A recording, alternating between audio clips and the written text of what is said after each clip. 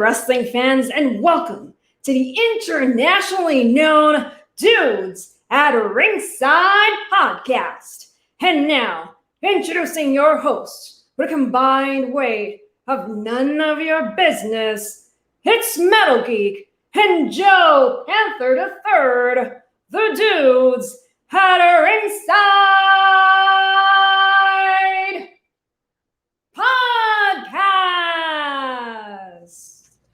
That was perfect. Wow.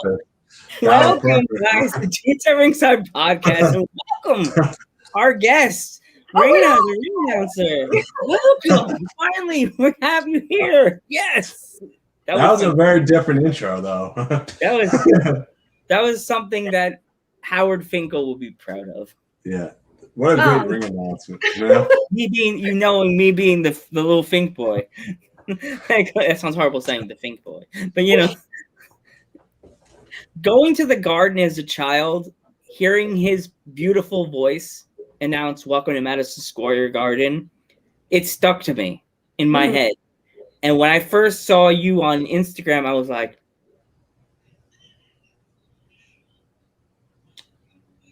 I think the female ring announcer. She's also a commentator. Yeah, we can do this. Yeah. Yes, and then Geek's like, all right, whatever, man. Because I was originally, before Geek became the mod, I was mod by myself. I was booking all these people, sending that fun message that I send everybody. Hey, we're the East Coast internationally known. I came up with that whole spiel thing message that everybody would get for a while. Geek gets mad at me because I work in a grocery store, and I love your Geek food, but there's no Wi-Fi, so I don't see anything that comes in. And he gets all these messages throughout the whole day working for Google. So I'm the one that's usually answering the messages during the day because he can't even answer them. So if it's usually me that's answering the during the day. So yeah. Oh, okay. That's why you guys tag it with, "Oh, this is Joe," or "This is Metal." Yeah, but Joe. Yeah. I would think that someone's gonna get mad at me. It's like, who are you calling a geek? I'm like, no, that's me. We had a girl that was supposed to come on the Friday. 2 weeks. It was 2 weeks. Is it 2 weeks again now, Geek? That I was at your house at the Geek Lab. I think so. I think it was three. I was coming over the Brooklyn Bridge. And messages started coming through because I didn't have anything. And then I got a stream of messages. I was messaging this girl. Then Geek started messaging her. She sent this message, Raina, that was like a mile long. Like she was angry girl ranting. Were you guys in trouble, actually? Or? Yeah, I think back in the principal's office.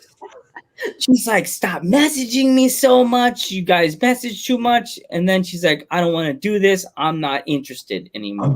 I'm done. And she was supposed to come on the podcast that day. Oh, what did you guys end up doing then? Found someone else. We found a guy actually from California. I don't know if you're ever familiar with the Thunder Wonder. The Thunder? No, actually, but maybe I will meet that person one of these days in the local He scene. is so cool. He looks like something out of the Warriors. He's like this. He has a lightning bolt on his eye or something. On his face, like over his eye, like green. Geek, is it green or is it orange? No, I think it's yellow. I think it's like yellow. Wait, is it a tattoo or just like? No, it's paint. No, he paints it on. He paints it on. Oh, okay. Like in the Warriors, kind of. Like his whole outfit looks like something you would see literally out of the Warriors or out of some like 1980s Nintendo character, like a villain you see, like, I'm gonna destroy you, like or something out of an anime. It looks like something out of like one of those animes that you're like, that guy's about to cause some chaos. Like, oh no, right. I don't know. So what? If our fans are not familiar with you, even though you just awesomely gave us the intro, introduce yourself. So my name is Rain, like the weather, and I am known in the SoCal wrestling scene as Ringside Rain. And I started as a backstage interviewer for Orange County Championship Wrestling. And then for Venue Wrestling Entertainment, I was supposed to do the same thing, backstage interviewing. But they canceled that segment And the event was in Yuma, Arizona, which from where I used to live at that time, it was a 4.5-hour drive. And so my husband and I got there, and I was asking my promoter, hey, so who am I going to interview? And he's like, oh, we changed plans. And then, so I said, is there anything else that I can do? And then he said, well, we don't have a ring announcer. So I said, well, in my head, I better find out now if I could do this or not, so I can eliminate this option, right? So I was like, hey, do you mind if I do it? If you don't like it, great. I will never do it again. And he had me ring announce the first match. And then I asked him, hey, are you cool if I keep going? He's like, yep. And then from then on, he just kept booking me as a ring announcer. And then that's how it all started for Ringside Reign. Yeah. It's awesome. How did you get? I know you just explained it, but how did you get your start in wrestling? Like, did you apply or to go to school or? You talking about in the business? Yeah, in the business, yeah. So I'm gonna backtrack to all the way back in 2019, and I had a YouTube page, and I knew I just wanted to work in the wrestling industry, and I had no clue how to get in the business. So I started my YouTube page. I started recapping WWE pay-per-views. It's more of a practice for myself. And in my head, well, at some point I will meet someone and I can have my YouTube channel and show that person, hey, look, I can do these things. I can talk about wrestling. I can be a manager. I had no ring announcing videos at that time because, like I said, it just happened by accident.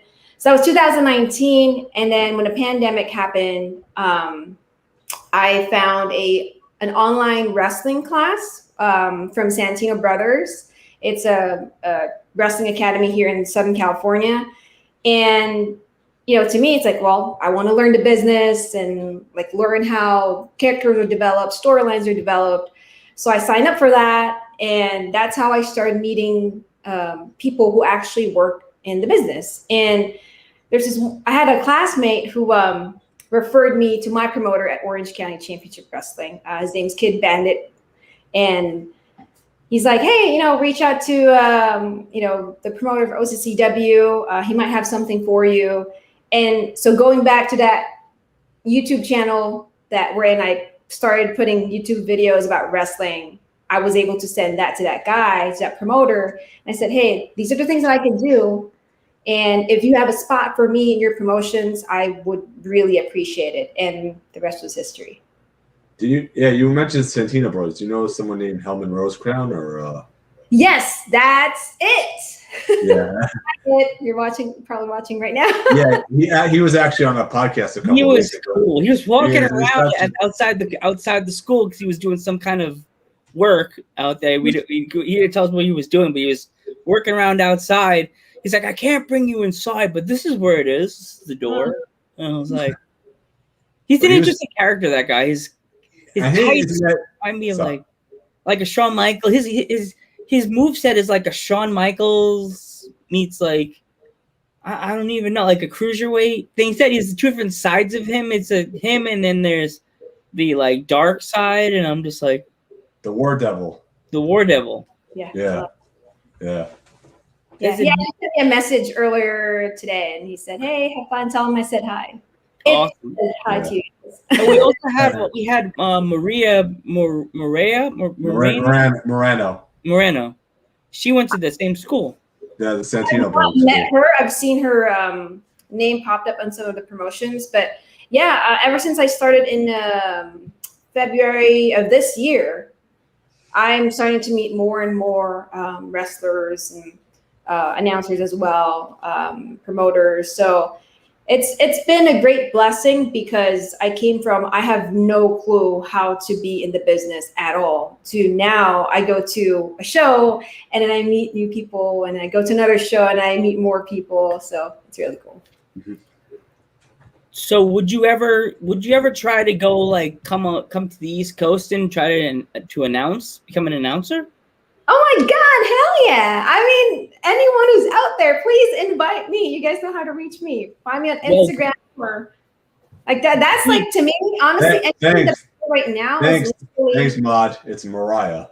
Moreno. Moreno, yeah. She's a sweetheart. Oh my god, Yeah. you have to meet her. She's a sweetheart. Oh yeah, I hope I get a chance to meet her soon because I know she wrestles in the SoCal scene as well. But yeah, as for me, like I'm really open to any invitations because, like I said, I'm still a rookie, and to me, it's like the more I love meeting people in the business. And same thing with this podcast. This is really amazing. Thank you guys for having me because it's like I love meeting people who love wrestling because everyone's like really nice, you know. You know, me and Joe actually talk to promotions sometimes. So yeah, actually, Geek's going to an event on Saturday. Is it this Saturday, Geek? It's this Saturday, yes. It's this Saturday in New York. The promotion is, you have to research, and they're really good. Me and Geek have been fans of them for 15 years. Oh, wow. Yeah, they're called the New York Wrestling Connection. Oh, nice. They've had wrestlers that have come through their doors of the likes of Zack Ryder, Kurt Hawkins, MJF, Geek, Trent Beretta. You got Silver and Reynolds. Yeah. That's awesome. I've actually never been to New York too, by the way. So that would be cool. Do you like pizza? Yes. Oh, Geek. Oh, see, when she comes to New York, we have to hang out and have some yummy. I guess we gotta do the pizza party because all the wrestlers now. I keep saying this, Geek. Rain. Every time I open my big fat panther mouth about pizza. And we're gonna have to have a bunch. We're going to rent. Me and Geek are gonna have to share the price and rent out all these tour buses full of wrestlers trying to find the best pizza place in New York City. Geek, open the wall. Get the credit card, Lance. Geeky's gonna have to get the tour buses. Of course, we would have Rain on the first tour bus with us, with all the fun food samplers and going back and forth. And then she'll be announcing everybody coming off the bus now. That's true. Right? She's like, I don't want to. I'm like, no, I want to. I want to announce everybody. Who wants some cheese pizza ready to go? Hot and ready. Yummy. Do you like tacos too? Because I know California has lots of good tacos. Oh yeah, tacos. Yeah, I love tacos. Oh yeah, see, that's another. We talk about food. We talk about this is the dudes at Ringside. Assess the things we talk about here. We like tell your stories. We like to talk about food. We like to talk about pets, and we like to talk about movies, funny stuff, collections. Like what do you collect? We saw your chair, so we know you have a SummerSlam seat. I'm jealous. Oh, I'm jealous. That is so cool. That is cool. This is SummerSlam. Wait, I want to say 2009. It's my first SummerSlam ever in LA. And yeah, I'm hoping this is going to be my good luck chair for this year's SummerSlam. Geek and I both. Oh, were we at the same SummerSlam in Nassau Coliseum or no? 02. The one in 02. We both went SummerSlam 02, separate. We didn't know each other yet. But we were at the same SummerSlam when The Rock faced Brock. And Sean returned. Yeah, and Sean returned, and I lost my ever-loving little Panther brain. I lost my brain. Oh my God, Shawn Michaels is my homie. I don't want to brag, but I mean, just because I was there, but I think that was the best SummerSlam ever. That was a good SummerSlam. The best SummerSlam ever by far. Old school young me is about to kick. He's winding up to kick you in the leg because Little Joe's SummerSlam 91 is like the SummerSlam that I go. That's like my go-to when I'm sad. I go to my collection and SummerSlam, the first SummerSlam and SummerSlam 91. It has a weird sentimental for me because SummerSlam 91, spoiler alert, Virgil wins the Intercontinental title. Oh, no, the $1 million belt after a struggling match. You think he's going to lose, and spoiler alert, Virgil wins the $1 million belt. The best, I just got chills, the best Intercontinental title match of all time. Mr. Perfect versus Bret the Hitman Hart. The Legion of Doom versus the Nasty Boys for the tag team titles. Even though the main event was a hot dumpster fire, it was the Core versus Ultimate Warrior and Hulk Hogan. That match that was trash.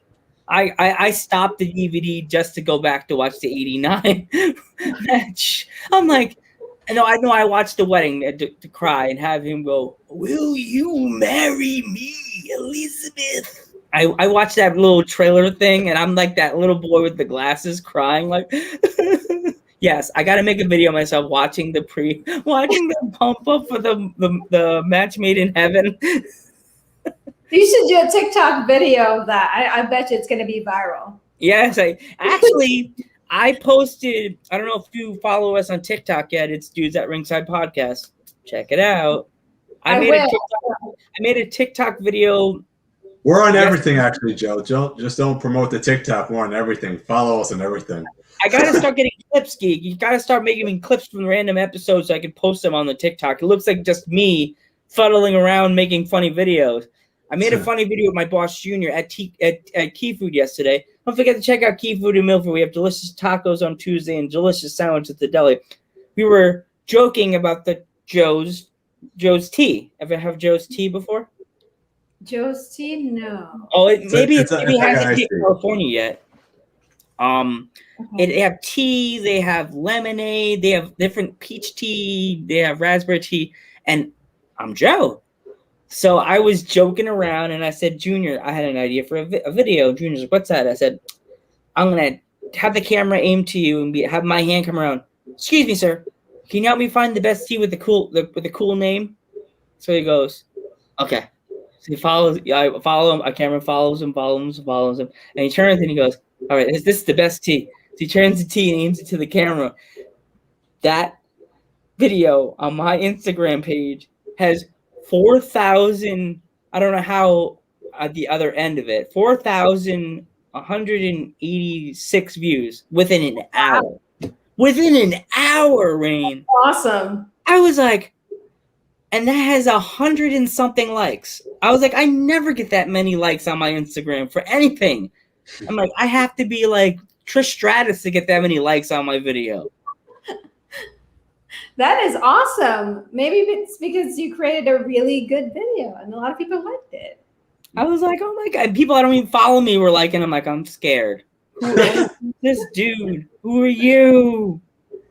But yeah, so we'll definitely Geek's going to the show Scars and Stripes on Saturday. So you mind if we got the poster right there. There you go. That is the poster. Oh, I love the name. Yeah, it's a cool name. This poster is really nice, by the way. There's actually three posters. We got that one, this one, and that one. So that's this Saturday. So. Oh wow, nice. Mm-hmm. Nice. You can fly in early, Geek. You and Geek and Mod Queen can go together. I'll have to mail you overnight my red glasses. I don't know. It may mess up your eyes. These aren't real glasses. They're stage glasses.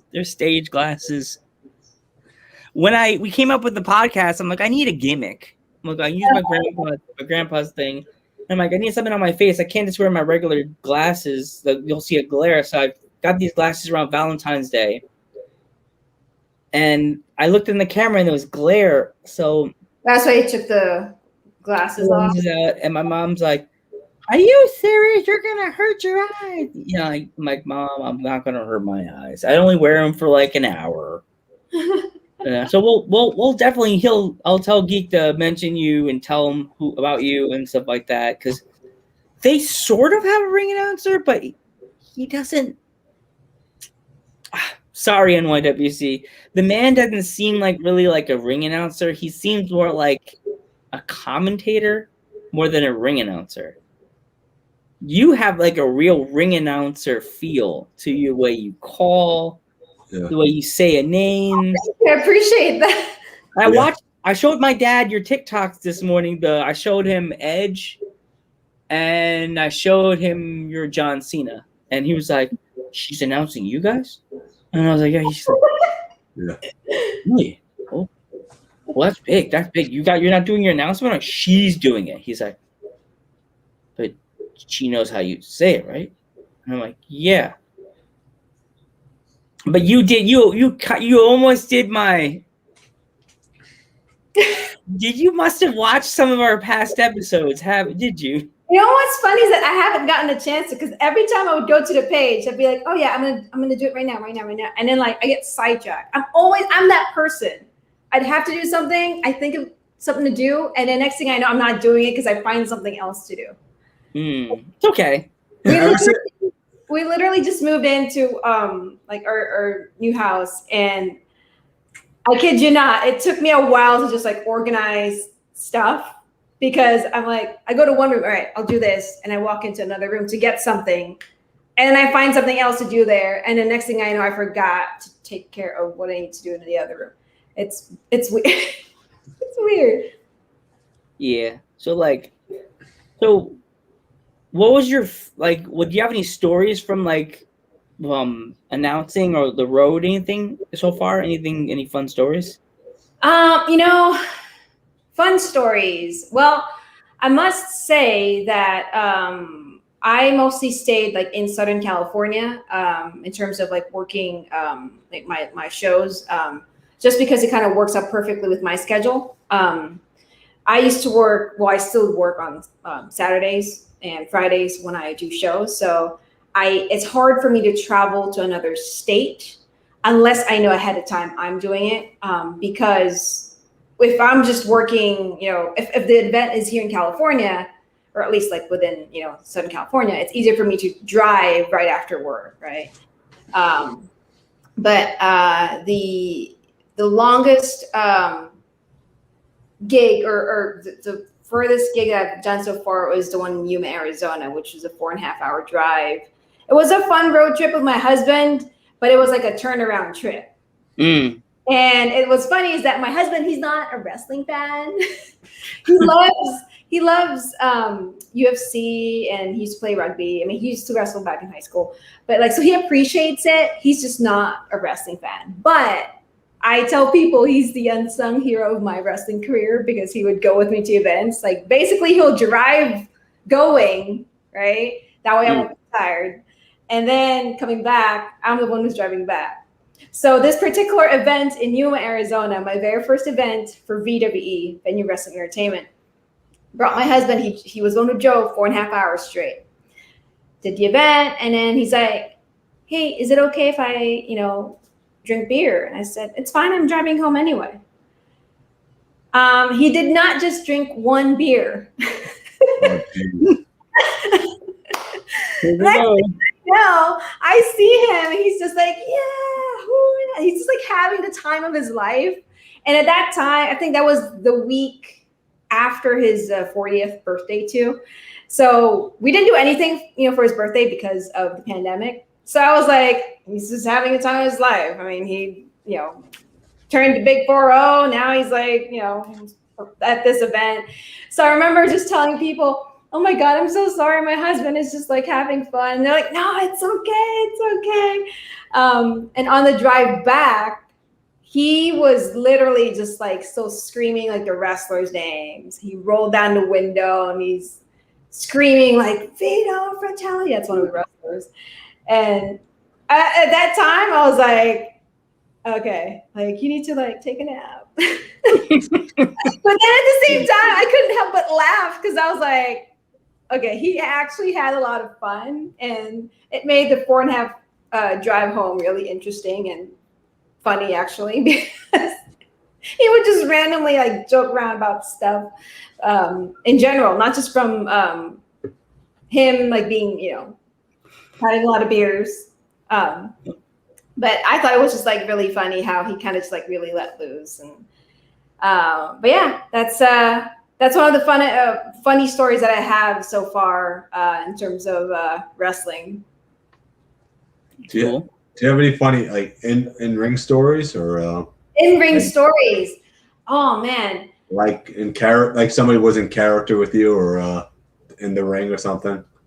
Oh, so to me, when I first started doing my in-ring interviews, my promoter from Orange County Championship Wrestling, he does not want me to like let go of the microphone. He's like, "Do not ever let go of the microphone." So my first event, I was like, well, they grabbed the microphone from me. And then he's like, "Okay, I'm going to tell the guys to not do that." And then, so I worked one event, and one of the wrestlers that I was interviewing, he was like grabbing a microphone, and I was holding on to it because in my head, he already talked to them. So I was holding on to it, and he's like, Rain, do you mind? Can I have the microphone? I was like, okay, here. I was like, okay, awkward. It looks like we're fighting, each other for the microphone. Yeah, then afterwards, we just kind of like talked about it. I was like, dude, I'm so sorry. Like, I thought I didn't have to let it go. And that's why I was holding on to the microphone. And Your life. No. yeah. There's my job. Gone. But yeah, it's funny how, especially the heels, and this goes to everyone that I've worked with who has like a heel character. I love how, while we're in the ring, it's like they, when they act mad towards me or like grab the microphone, and it's like, I get really scared. It wasn't even like, it's not even an act of like scared. It's more of like, okay, you are really scary right now. And it's me giving him the microphone. Yeah, take this. Yeah, take my money. That's it. Come on. I'm Yeah, there's this one time there was a brawl that happened. I think while I was interviewing someone. Yeah, I was interviewing a wrestler, and his name's Freddie Helmuth. I was interviewing him, and then when someone's standing right behind you, and you're just like, oh, that's nothing, whatever. And then like next thing I know, he gets like attacked from behind, and I didn't know of this. So I was like, and I think this was at my first event. So in my head, so what do I do right now?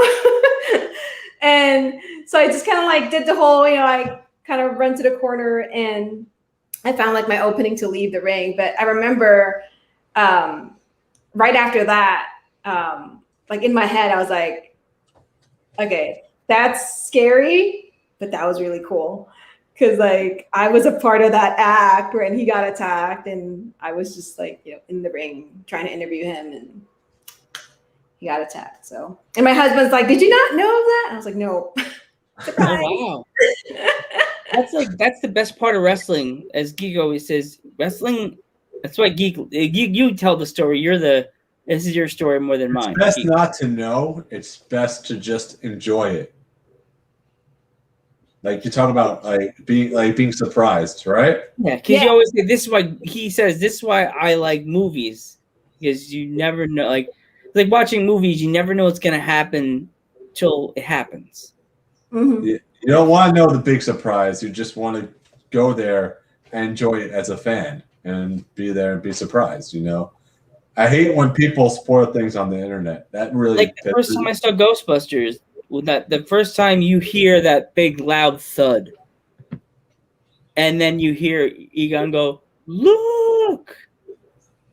And when that stupid line Ray says, "I thought it was the foremost thing I ever thought."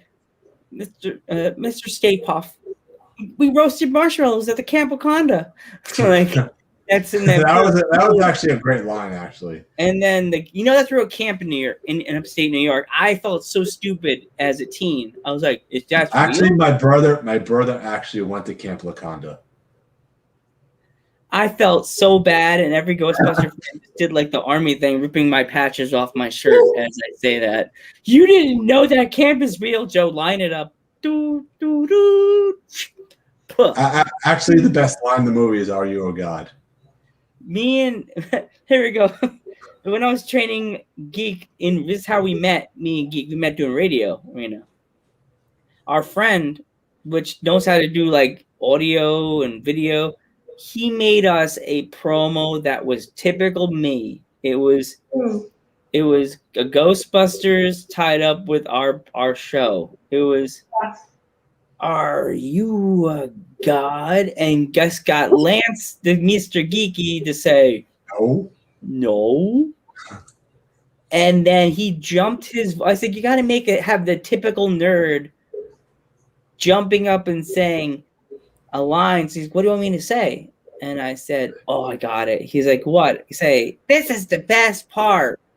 He said it, and he made his voice go up like 10 octaves with the nasally voice. "This is the best part." And then you hear "then die." If I could find that audio on a tape somewhere, I'll record it on my phone and send it to you through Instagram. It is so Yes, funny. please. Yeah. If I find it right now, I'll send it to you on Instagram. It's so funny. Yeah. That's how me and Geeky met. We met doing radio, and they were like, he needs somebody to train him. Joe, can you train him? I'm just like, why me? They're like, you're so good at it. You have that. Like, my show was like dry humor. I learned from the best from radio. I learned by listening to Elvis Duran and the Z Morning Zoo. Mm. Yeah, you're West Coast, so you may not know Elvis Duran. No. Oh, I also learned from the king of the bad boys, Howard Stern. I learned the goofy Joe. You know how I do my thing in the intro. I always move around. Howard Stern was always, joking around, moving around when he was younger. Wacky Weatherman. Yeah, Wacky Weatherman. And Geek was like the quiet guy in the corner, and I'd be talking on the mic and joking, and Geek's just like, "Can you talk about wrestling now? Can you talk about wrestling now?" And he was, his name on the show, I think was like Metal something, right? Yeah. Wasn't it something else? Something. Yeah. He's like, "Can I talk about wrestling now, Joe?" Yes. It's not Joe, it's Wolf.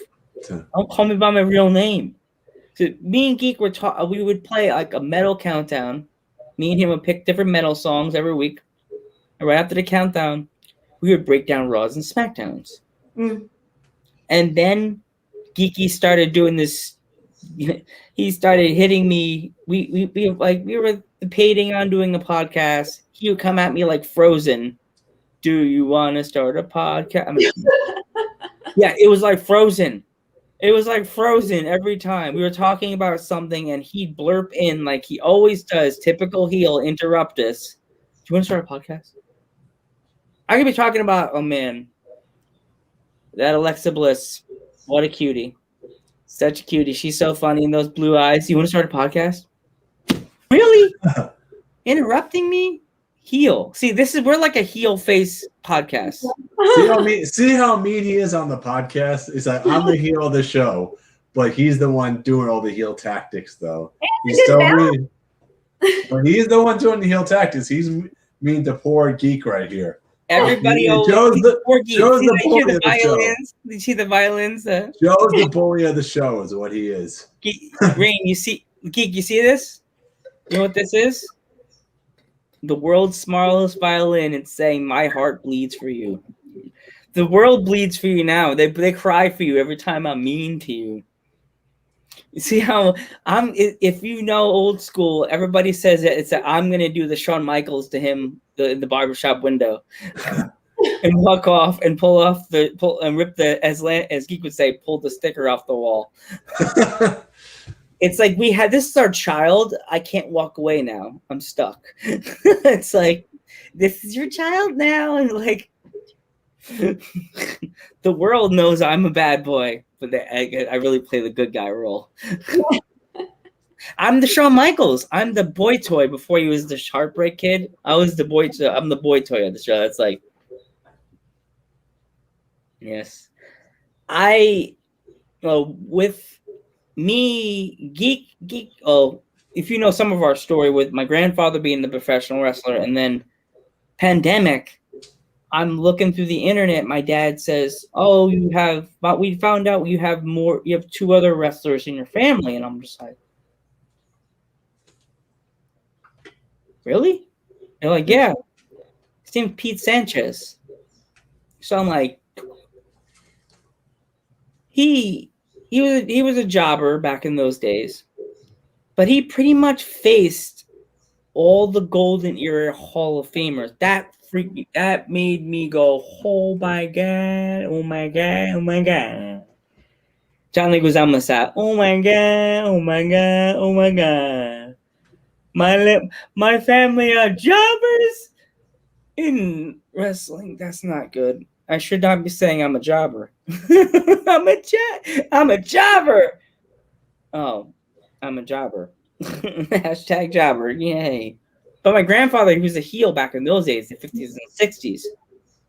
So back in those days, he's Latino. And I said this to my dad and my grandmother this morning.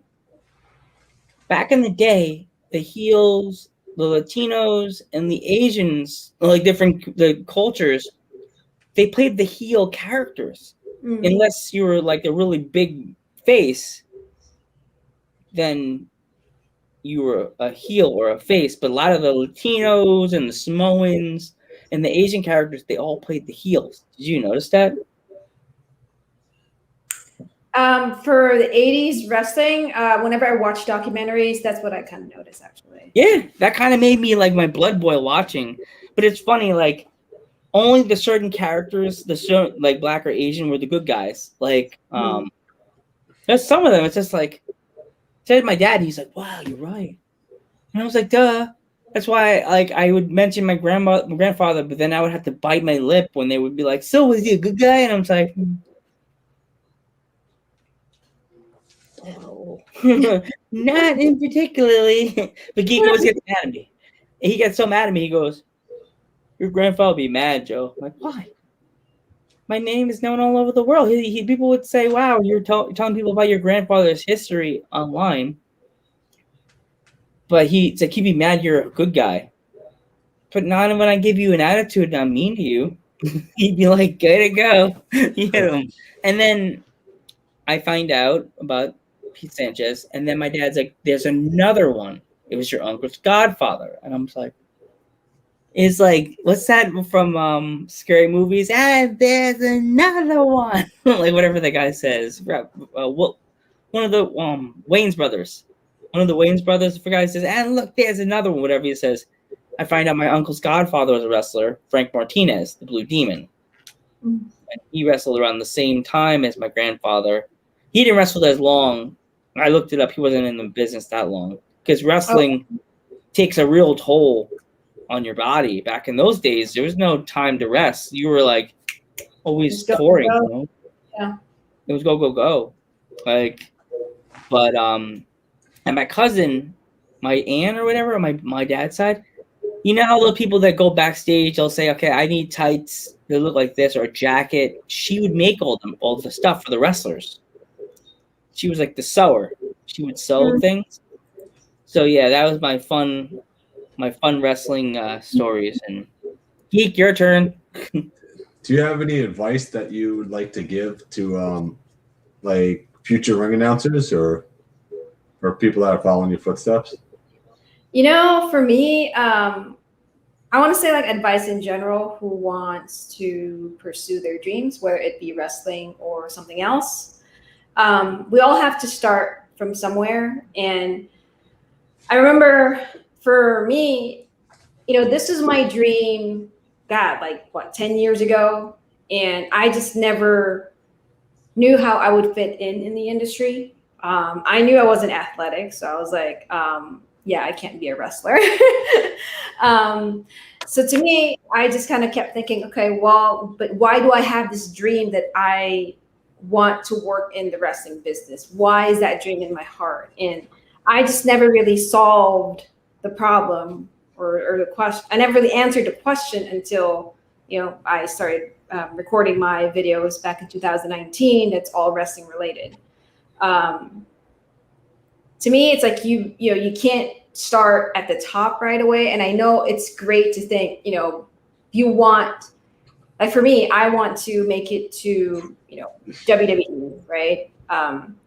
But you can't just be there right away. You have to start somewhere, basically build up your resume, and also build up your skills.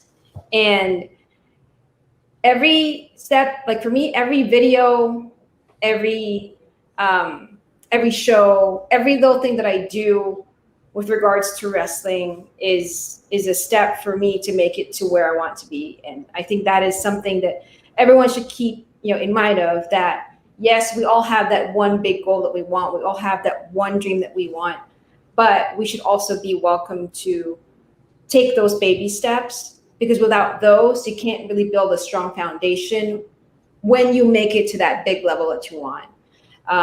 You know, and for me personally, I remember my first event back in February for Orange County Championship Wrestling. The plan was I was going to interview the wrestlers ringside, like not in the ring.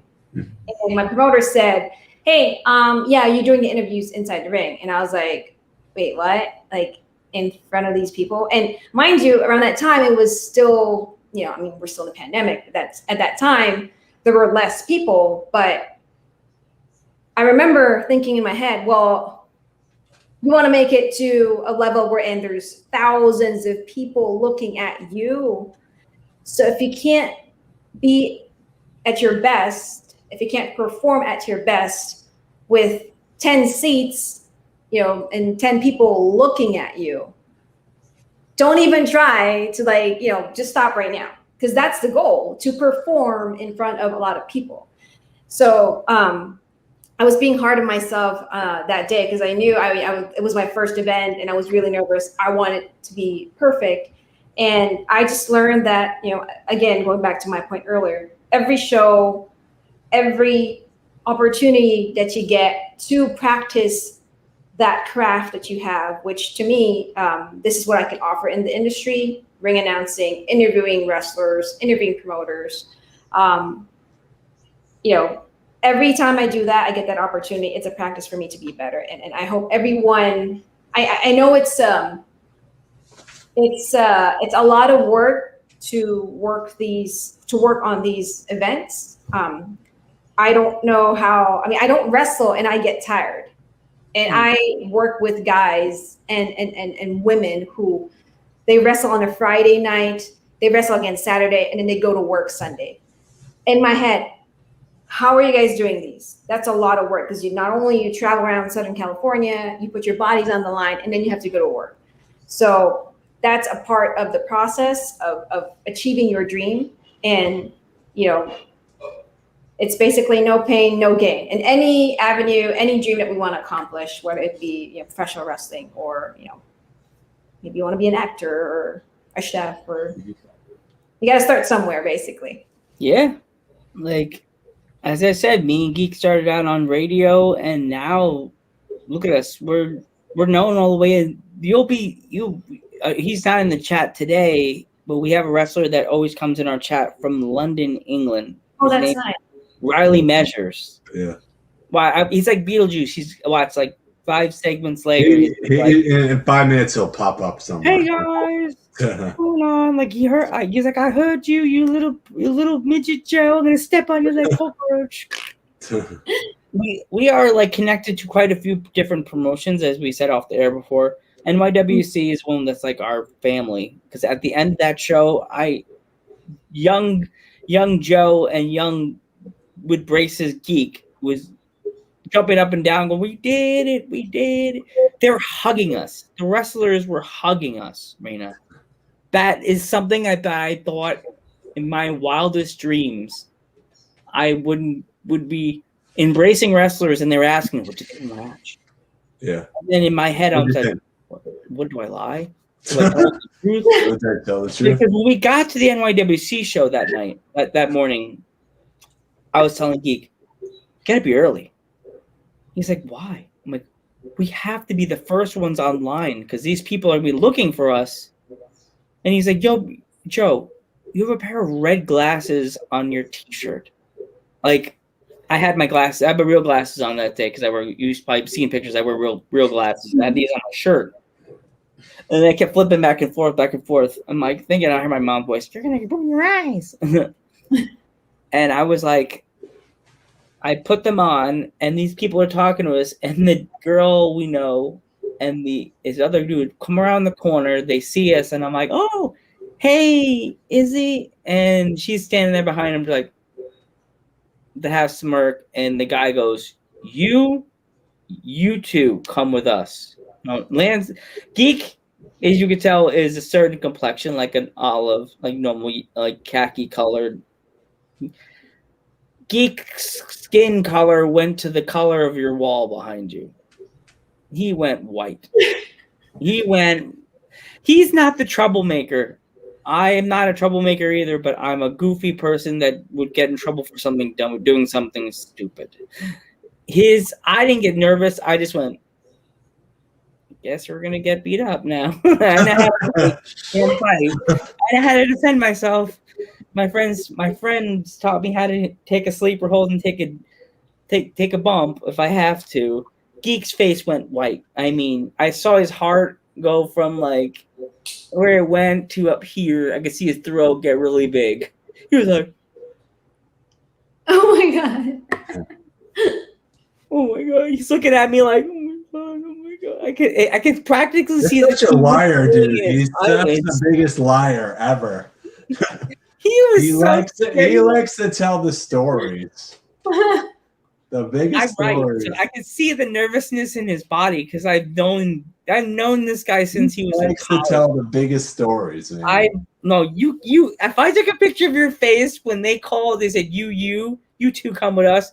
Your face was the color of my screen, my background screen right now. Your face was so white, Geek, that I actually made a picture. Actually made a TikTok. Oh no! Oh no!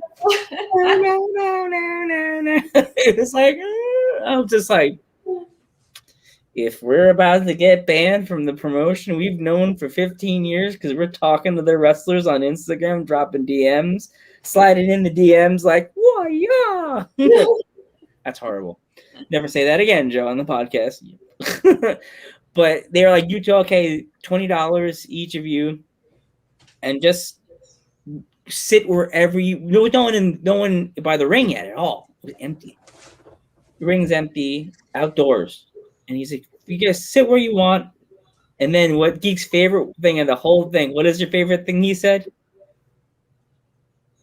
What? Geek, what was your favorite thing he said that you keep saying? You said it as of yesterday. You said it as a joke. No funny business. Yeah. He told us no videos and no funny business. That got in Geek's head. I mean, he was saying that after the show, like 3 days later. No funny business. So I'm like, we get there, we're settling in, and Geek's like, I'm like, Geek, where should we sit? Because we have the whole arena to ourselves. No one there yet. Except no, we were still watching wrestlers do like the prep. They were like, I'm gonna do this and you do that, and I'm just like, Geek, we were not on the podcast. I was like, Lance, should I be seeing that? Should I just be seeing the guys doing you're gonna do that and I'm gonna do this? And he's like, don't look then. I'm like, what do I look at the ring? Like, I felt like I was a kid in trouble, like that I'm not in trouble. Just stare. Do I stare at the ring? Should I stare at the wrestlers? Should I stare away?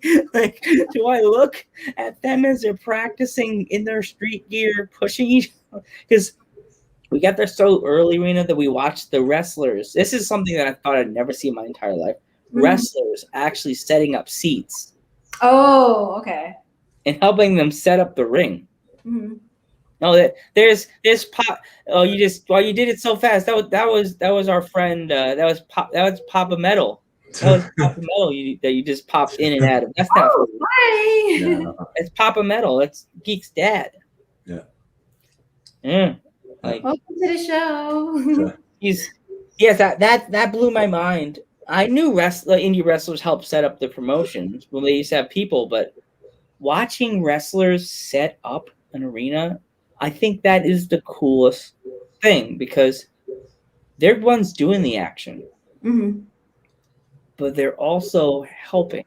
They're doing. Yeah. They're paying their dues and everything. So yeah, you're right with that. Yeah, they're paying their dues, and for me, I remember at my first event, right after my first event, I saw everyone, helping up with like cleaning up. And so my husband and I joined the guys with cleaning up and, taking the ring down. And, for every event that I went to, the guys would set up the ring, set up the chairs. And after the show, we'd all like clean up. And it's a part of the show, basically, not part of the show that people see, but basically part of the event.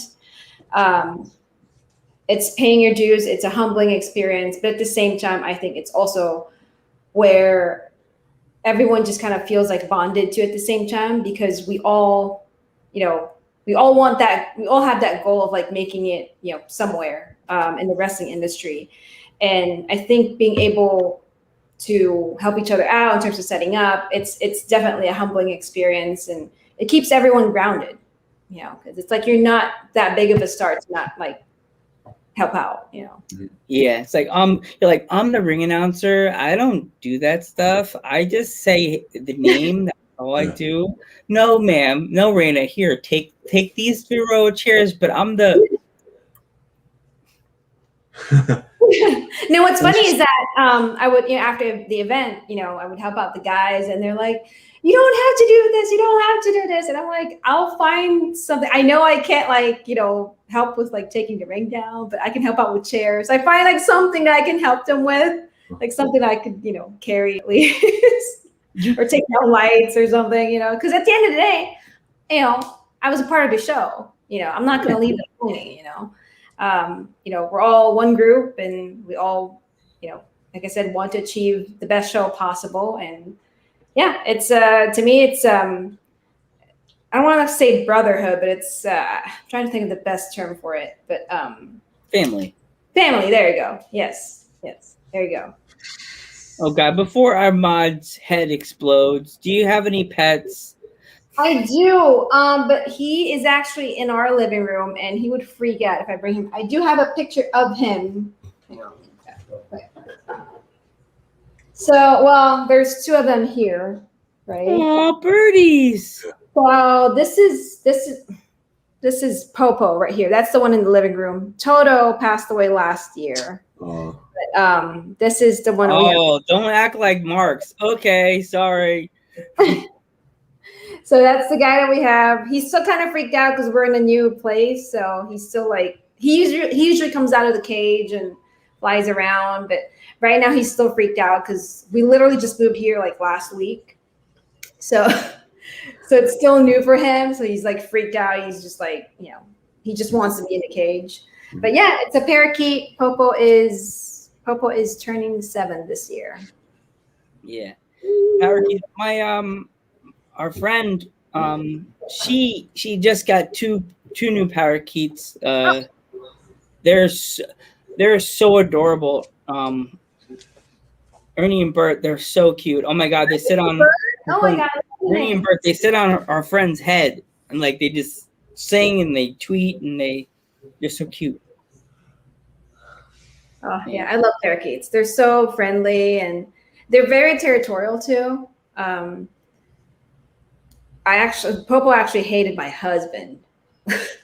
When I moved in with my husband last year, he did not like. He would bite him. He just did not like him at all. And then he realized, all right, this guy's gonna be in our lives like forever. So might as well be nice to him so he could give me some treats. So, do you collect anything? I do actually. And here, let me actually, hang on. I'm going to turn on the light and then bring my laptop. Sorry, we just moved here, and I know I keep saying that. So but do you guys see it? Oops. Ooh. I'm not the best at it. Oh, Hello Kitty.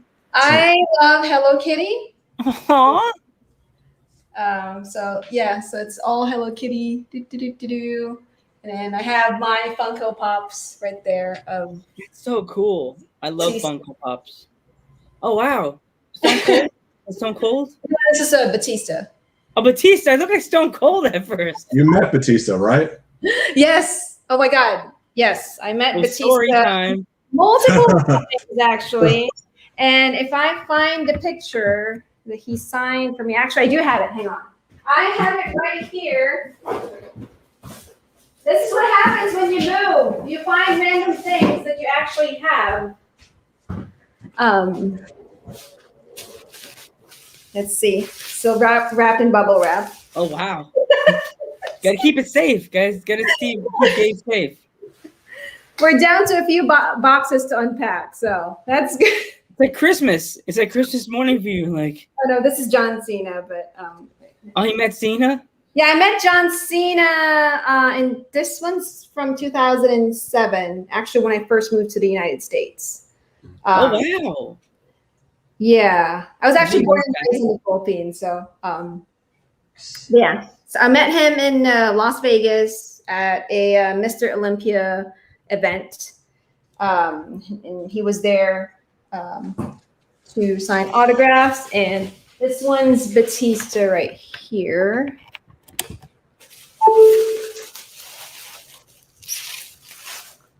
This one's Dave Batista. Wow. That's a young Batista right there. That's like, was like 2000. This one's 2007 as well. Yeah, I was like toward the face because they still had that baby face, like Deacon Batista. That's when John Cena and Batista were both the future of the company. Yes. Yeah, Right? I met them. Yeah, they're same year. Yes, same event. Speaking of that era, did you ever get a chance to meet Eddie? No. Oh, wow. Okay. I've only met, with Batista, I met him when I was in the Philippines, right before I moved to the US, so in 2006. That's the first time I met Batista. And then 2007, I met him again. And 2008, they had the same event, Mr. Olympia. That's why those pictures are signed, because I went back to the event with those pictures printed out. And a cool thing about that event is that when I saw Dave Batista, so basically in 2007, when I met him the second time, I said, "Oh my God, Dave, do you remember me? Like we met last year in the Philippines." Like in my head, of course this guy's gonna remember me. He met me last year. Yeah. But these guys meet a lot of people, you know. Yeah. So to me, I was just like, of course he's gonna remember me. Well, no, so I asked him, I was like, do you remember me? And he's like, no, I'm sorry, I don't. And I was like, it's okay, whatever. 2008, I was walking up to his table. He stops me and he's like, wait a second. He's like, I remember you. And I just flipped out. I marked out. I was grilled out. Oh my God, he actually remembers me. But yeah, and then that was I want to say the last time I met him or saw him in person. Yeah. But that's a cool story that I have with Batista. Really nice guy. And yeah, John Cena is really nice too. I met like other wrestlers at different like fan events. You know how like they do fan access for WrestleMania. So yeah, I met like other, WWE wrestlers who would go to the fan access and you do autograph signing. So it's really cool to participate in those kinds of events because you get to see these, especially the heels, when you meet them in person and they're actually nice. It's kind of weird. It's like I met Test before WrestleMania 20, and he was with Matt Hardy, and I think that was about the time I think Test was a heel. And I told Test how much I love Lita, and he's like, you realize that he's with Matt Hardy you realize he's with Lita. That's his real girlfriend. And I was just like, stupid me. Like I love Lita, and I was like, oh my God, I love her. She's like my favorite. She's so cool. I love the rocker style on her. And he was just like, Test's face was priceless. It was like this. Hello, my name is. He was looking at me like, you realize that's his real girlfriend, right? Matt, this guy's talking about your girlfriend. He goes, this is when he was like the V1. He was like, seems like a good guy. I don't know. And after WrestleMania 20, we're all leaving. I'm all still amped from the win. I have half a voice. My friend's like, dude, look, Matt and Lita, because they had those glass windows outside the garden where the wrestlers are leaving. And I see Matt, and I'm like, and Lita's walking out with her bag, and he goes, and she's walking, and he taps her on the back, and she's like, and he goes, I can't go through the glass, and she looks and she goes, looks at him and just grabs the bag and she just goes, and then she just darts out the door, wherever they leave the garden. I was just like, didn't get a chance to like talk to her or give her a hug or anything, but it was a glass in front of me. So it was like like the see-through glass, like that you can't hear, almost like I call it the bulletproof glass. But at least I got a reaction out of Lita. Yeah. That's awesome. She'll never remember that because it's Lita, and she probably has thousands of messages a day. Actually, there's some actual wrestlers that are nothing like their character at all. I hate to say, like, they're like super nice. Like, you have no idea how super nice they are. Like one of the heels that me and Joe know, like the super nicest guy we like ever know. He's like helping us out, getting wrestlers for our podcast. We're not gonna like, you never think like, and the whole podcast he was making fun of us the whole show. Oh God, the whole time. The whole time. On me. Oh Joe, you ain't nothing. You just sucker. And I'm just like, oh, fella chucker, eh? Oh. No, you know who I'm talking about, Joe, right? Oh yeah, I know. He's gonna hate us if I drop his name though. but Chad, right? He's a wrestler out of Massachusetts. His name is Chad Epic. Chad Epic. What an epic name. Yeah. Oh my gosh. The man, if there's a big tall heel, he would slide right into the manager. Being the manager, he's like if Bobby the Brain Heenan had long hair and a long beard. The man could talk. Like he knows how to. He can talk his way. Most people they say someone can't talk their way out of a plastic bag, paper bag. He could talk his way out and down the street. He's perfect, and he just wants to manage these like mammoth of Andre the Giant size men. And he's like short, but he dresses like he's the boss, like Don, that suit and he's cool. He's such a nice guy. He was making fun of us the whole show, though. Oh, and then he had a birthday show. See, this is before we knew you, Raina. We could have had you come on panel too for Geek's birthday. Oh, when was it? Oh, it was July like 1st. When was it, Geek? When was July it? 1st. July 1st. July 1st. Oh, belated happy birthday. Yeah. Next year we'll do a redo and we'll have you come on panel for Geek's birthday. Yeah. We'll have to remember Geek and other guests add to the party. Yeah. That's if she's not ring announcing that day. Oh yeah, because that day is it a Saturday? Yeah, on that day, July 4th. Yeah. By the way, I just noticed the comments here. Where is it? I saw something about ever so spiffy. I think we said that already. We went through. There's no way. I love Hello Kitty too, and we also have Funko Pops. So yeah, they have tons of them. Oh my gosh, they have what CM Punk, Geek has at his house. Hulk Hogan, Star Wars ones. I have one of two. Walking Dead ones. Yes, Walking Dead. I have two. I have Egon Spangler up here above my clothing shelf, and I have Zack Ryder, which I have a story. With typical me, that's my life is a story. Writer. Me and Geek have been fan of NYWC for 15 years, as I've said like multiple times. I met Kurt Hawkins and Zack Ryder at an NYWC event. I took a picture with them doing the point, and they pointed at me. My dream is to meet them again. Oh, okay. And have them autograph the picture, or just even take the picture with me, and I could do the video that I'm just a kid, and have me do the picture of me and them like do this in the picture. And then have them do the reaction pose.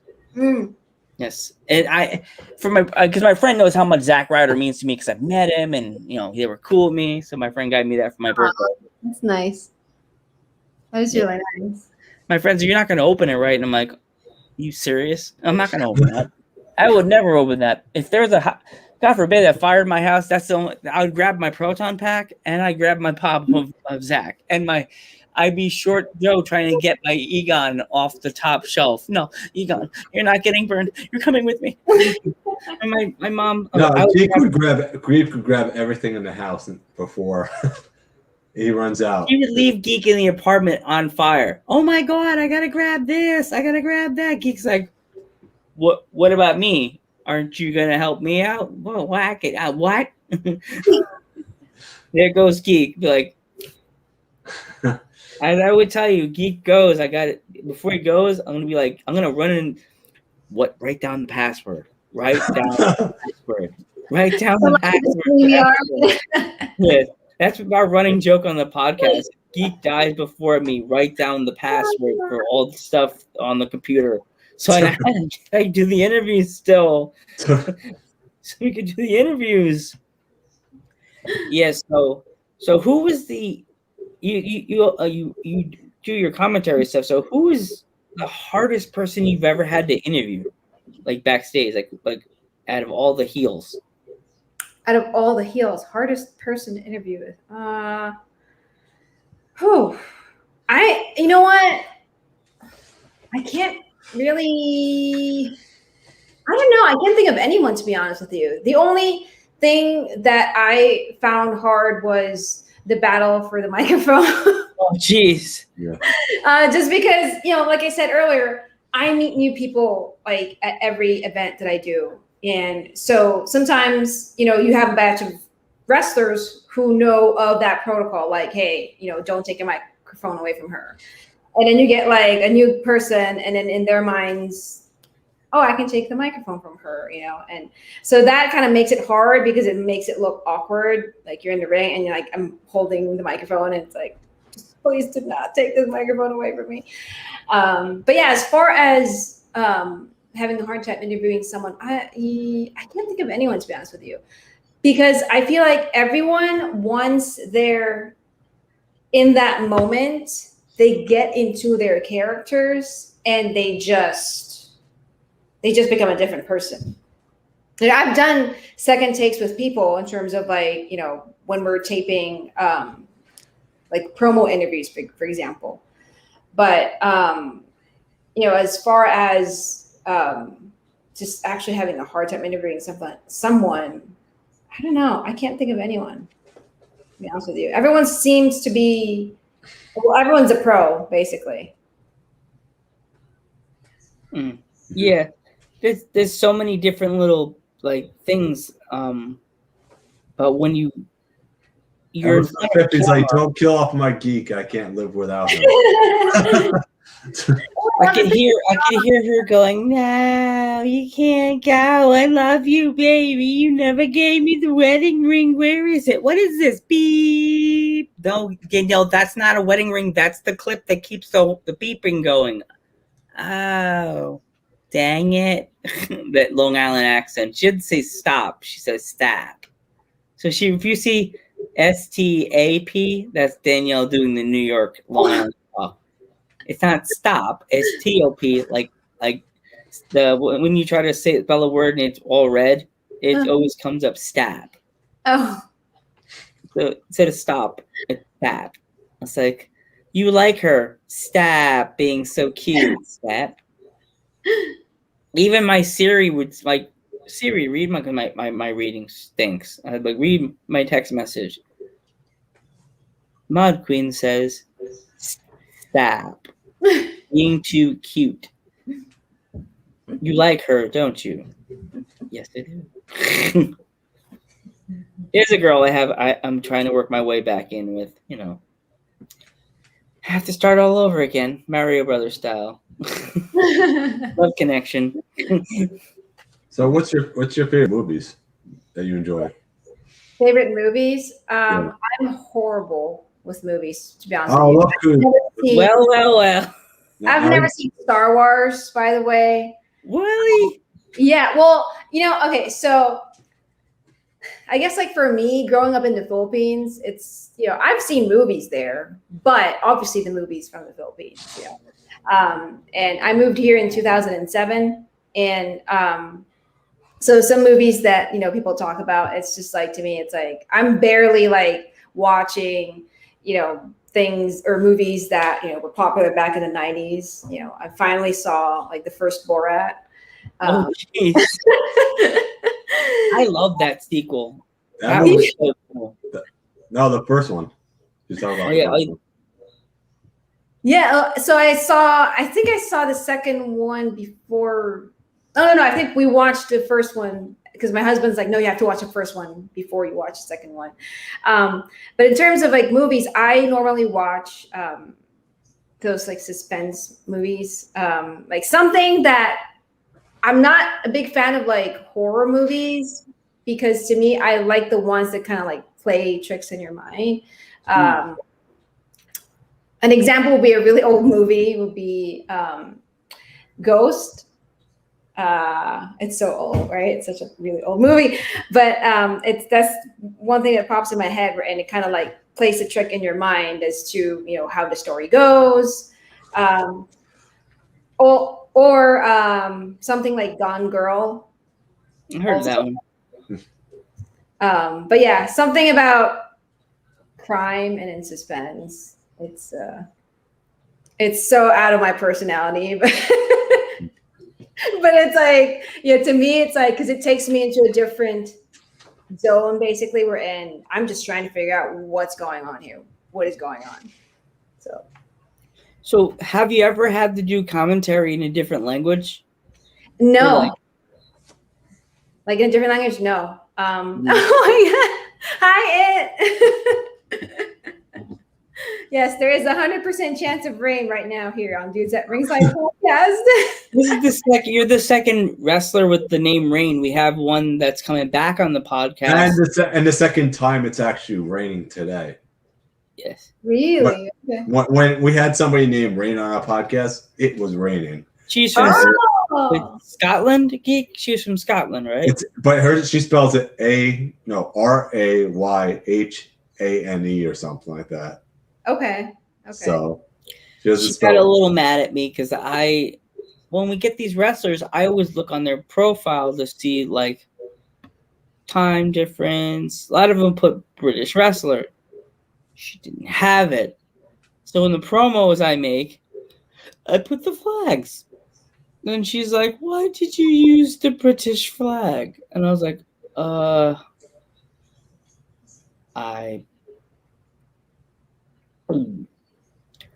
thought you were British." She's like, "I am Scottish." Once again, the Panthers' heart just went done. Ripped out of my body. Got to sit down and get it back to the spot, to jump up and down, make it go back in its spot. I felt like an idiot. And I make all these cool posters with the pictures, and sometimes I make the videos, as you saw. I made your fun video with the Welcome to the Jungle. I felt so bad that I used the wrong flag. My dad's like, "Oh my God, the Scottish and the British don't get along. You're going to get in trouble. You guys are going to get in trouble." And I'm like, "Dad, it was a mistake. I'll never do it again. I'll ask before." Geeks, you should ask where they're from. Now I have what time zone are you from? And they'll be BBC, whatever. I'm like, "Oh, British." Okay. So, yeah. So, talk about your TikTok, because that's like your big thing. Oh God, I never had a TikTok until, well, I did have a TikTok account before, but I just never, I don't know, I never got into it really. But because WWE launched their ring announcer search on TikTok, I, obviously created a TikTok account and started uploading my ring announcing videos on TikTok. And I've been really promoting, for people to like my videos. I don't think WWE would go by the amount of likes, but I think it just helps to kind of like boost my videos performance on TikTok. So that way when they're searching, submissions on hashtag WWE announcer contest, my video is not like buried, like, somewhere in the TikTok world. But I've mostly posted my ring announcing videos, the ones wherein I would do duets with, like one would be myself, and then the other side of the screen would be Edge, for example. It's actually really cool. I had never tried ring announcing like John Cena's name, Edge, until this TikTok contest. I've only done it for the independent scene here in Southern California. And it's so cool to actually just be able to do it. I mean, to announce John Cena's name. I mean, like, this is like crazy. This is what, more than, if the math is correct, yes, more than 10 years ago. And just to be able to actually just announce his name, like in a video, and him coming out in the video, I was already, in my head, oh my God, I was able to actually say John Cena's name. And I actually liked how the way I sounded. So I was like happy about it. So it's a great opportunity for me to also know that, oh, you know what? I can actually announce a WWE wrestler's name. That's great. So. And now you could add that to your list of awesomeness. When the show's done, you could go, and I don't know if you could do it or Geek could do it, make the clip of you doing our announcement. He could send it to me, and you could post that on your TikTok. Hell yeah! Or I could send it to NYWC also. Yes. Oh, yeah. Send that to NYWC, and you never know. We could be going to a show one day, and you'll be like, guess where I am, guys? And there's a picture of the NYWC logo in the background. We're like, oh my God, she's here. Pizza time. Yeah, that's right. Pizza time. It's craziest to where, this journey of my love for professional wrestling took me. Like I said, my original goal was, to become a wrestling manager. My gimmick on my YouTube channel before, I uploaded some videos of myself as Asuka's manager. And I saw that. I saw those videos. I saw those Those videos. are good. Those are really good as Asuka's manager. I was like, and it's crazy as to how I never envisioned myself as a ring announcer, and it just happened by accident. And now it's like, people associate me with that, job, in the wrestling scene, which is really, really cool. Because to me, it's like I never stuck with the whole idea of I just want to be a wrestling manager. No, I was open with, you know what? Whatever I can do, I just want to be a part of this show. Like I can't be a ring manager yet. Cool, that's fine. What else can I do? Which is, what led me to discovering that I can apparently ring announce. I actually can't believe when I watch my videos, I don't think it's me. It's weird. I don't think it's me. But that's definitely going to be a clip on the intro is definitely going to be a clip. So I'm going to make sure I make it. So yes, please. I want to be able to post that on the because the one I made at the store, I never thought my TikToks would get that many views. It actually got, what did it get on the, oh God, no.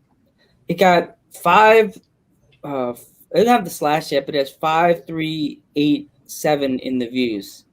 Oh, wow. So it's 587 views. Wait, I'll have to send the number later. It's getting up there, sort of.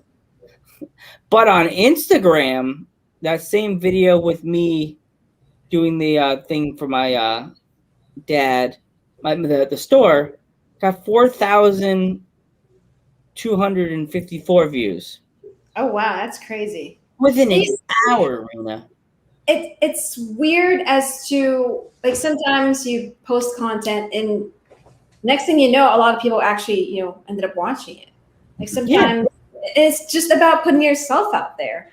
I remember I was really shy about, posting like, my thoughts about wrestling or my wrestling manager videos.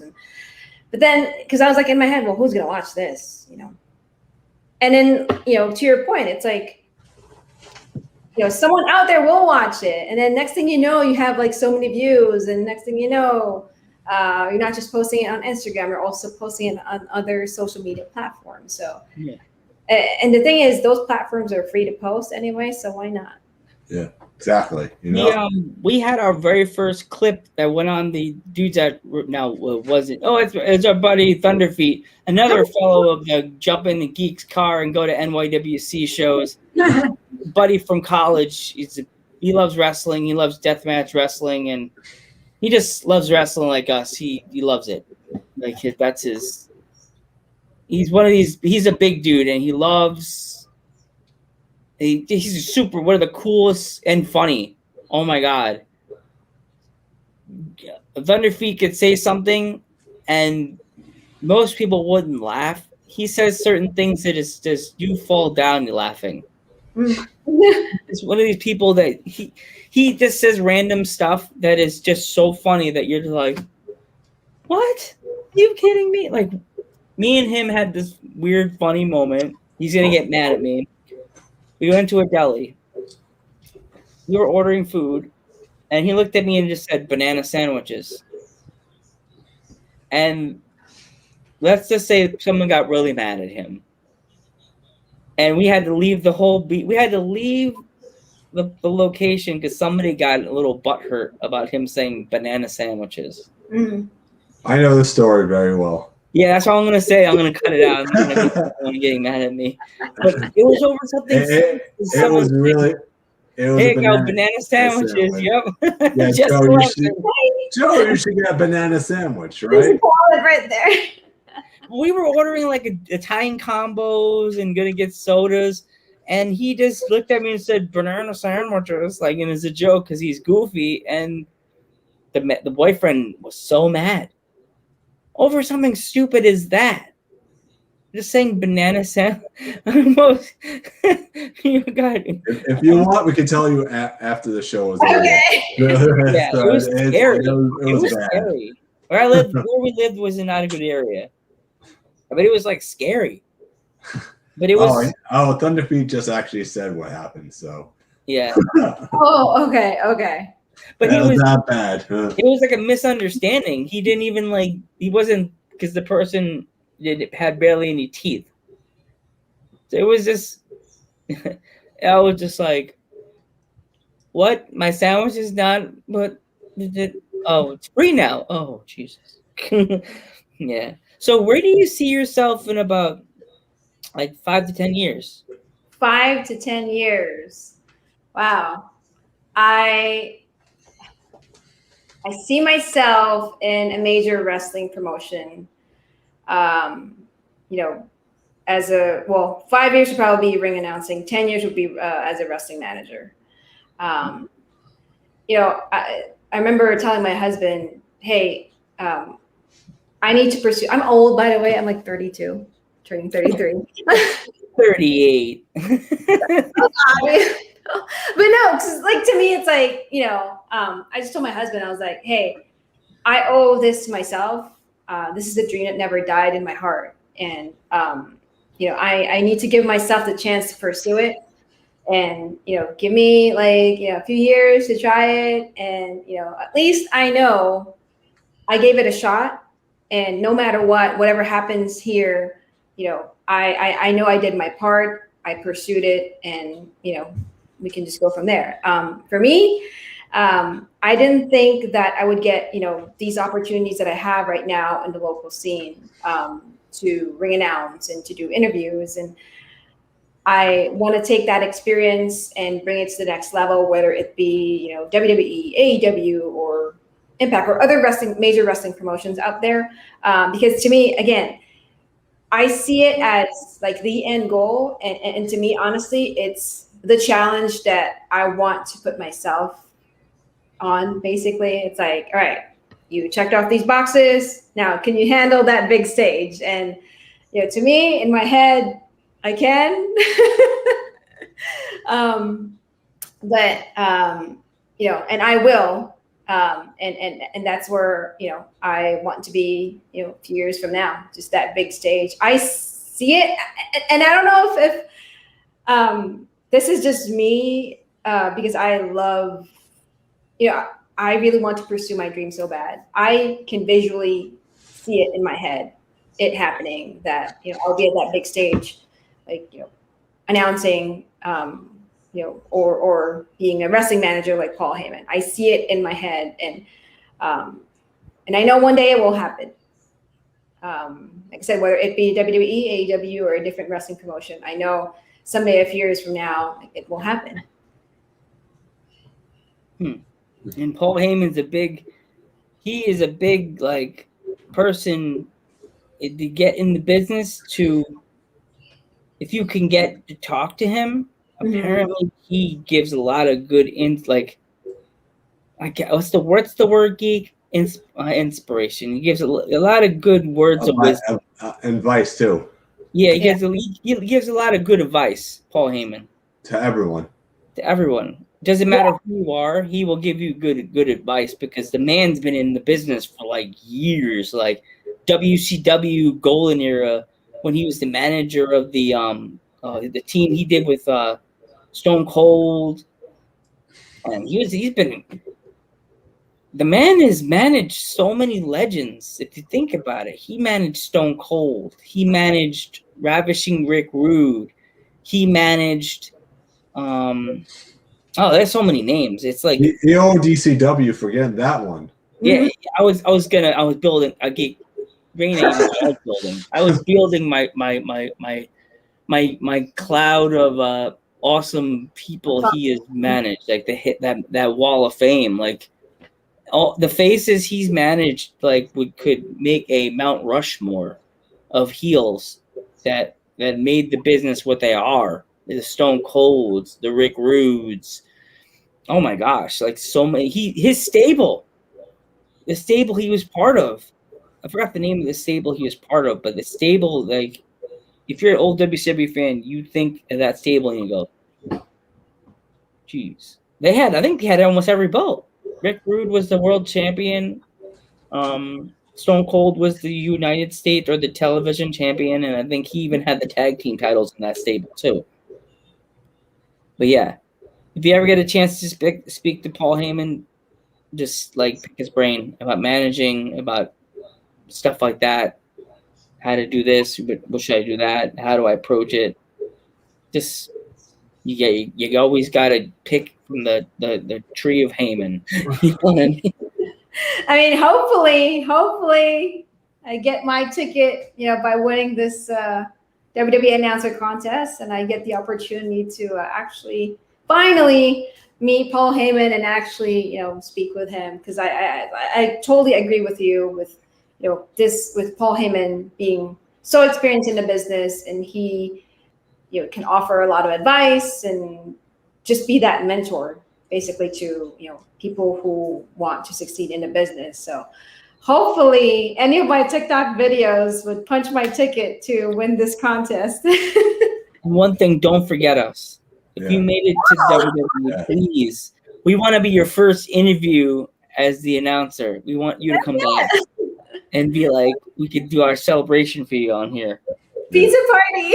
Yes. I'll have to order some pizza and or get some leftover pizza and just eat it here. Or tacos. Or tacos. We want to thank you so much for coming on, by the way. Thank you so much, man. Thank you for coming on. It's so awesome. We're so glad. And I was leading up, I was building onto this one. I was like, oh my gosh, we're having a ring announcer on our podcast. I think, isn't she our third ring announcer? Our second. You're our second ring announcer on Dudes at Ringside. Yes. Do you know Jason Lennick or Jason who? Jason Lennick. For some reason, the name sounds familiar. He's a local independent. He used to ring announcer on NYWC. Okay. Yeah. So actually having later in the months, we're having Larry Legend in the show. Yeah, on a podcast. He ring announced for Ring of Honor, and he also ring from other places too. NYWC, or ROH. Yeah. That's awesome. I don't know if he was a ring announcer for ROH. I think he was more of a what's the word I'm looking for? Like a host. Yeah, like an MC type like of a host. Like an MC. Yeah. Like a host. Yeah. The one I want to get from Ring of Honor, but she never answers her DMs. I want to get what's her name? The one that Quinn McKay. Oh, I forgot her name. I mean, no, on Instagram. I was just trying to think of her username on Instagram. She's real Quinn McKay, yeah. Yeah, Didn't she start wrestling too? yeah. She's doing. I guys, we got. She is wrestling. Yeah. Oh, thanks, Jesse. CZW as well. He did CZW as well. Yeah. Larry Legend did CZW as well. When he asked us to come on the podcast, I think that's when Geek became one of the mods. I think was that when he accepted Geek. Yeah. Oh my God, Geek lost his mind. Oh my God, who? Larry Legend. We're having a singer? No, Joe. Larry Legend. Oh, the dude that looks like Steve Urkel because of the jacket and stuff like that. He's like, good job, Joe. I'm like, so yeah. Thank you so much for coming, choosing us, and coming on our podcast. We will definitely name drop you to all the promotions that are coming on. We actually are having an all-women's promotion coming on our podcast later in the month. Oh wow! Called Liberty Pro Wrestling. So, would you mind if we name drop them to you? Well, your name. Yeah, go ahead. Yeah. They're from Alabama. They're an Alabama promotion. Okay. Hey, I am open to any possibilities. So, yeah. All right. Cool. A fun, experience for me.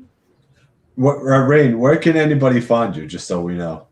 Yeah, so you guys can find me on Instagram, on TikTok, and on YouTube at Ringside Rain. That's Rain with an E, RAINE. All right, and thank you so much for coming on. By the way, Joe, you got anything else or? Thank you again, Ringside Rain. Thank you for doing the intro for us. That was amazing. That was awesome, by the way. Rested my neck from popping out of its socket, doing my hand, my wavy arm thing I always do. No, I got to subscribe to you guys on YouTube. I don't know if I've done that yet, but I know I clicked it from your page, so I got to see this wavy thing that you're doing. Oh yeah, I go crazy. Sometimes I'm like, my whole little intro when I introduce Geek, I'm like, we are the internationally known.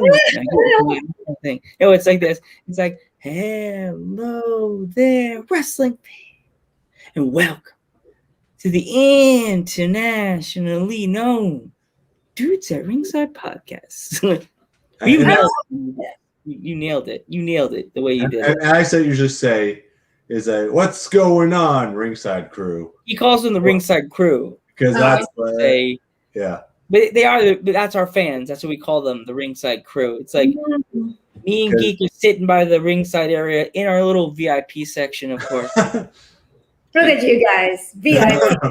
With pizza and tacos sitting in between us as we're stuffing our faces. And the mod sitting on the other side on her phone modding. It's like the cartoon drawing of us. The back of our heads, you just see my hat and Geek's puffy hair. And it's just the pizza and tacos on the floor, crushed, like crust and tacos and shells on the ground. Picture instantly. I can just see it now. And there's another goofy. I got to get someone to draw this picture because we're booked to 2022 now. So Geek says it like this. I do that. I say this. You see a door.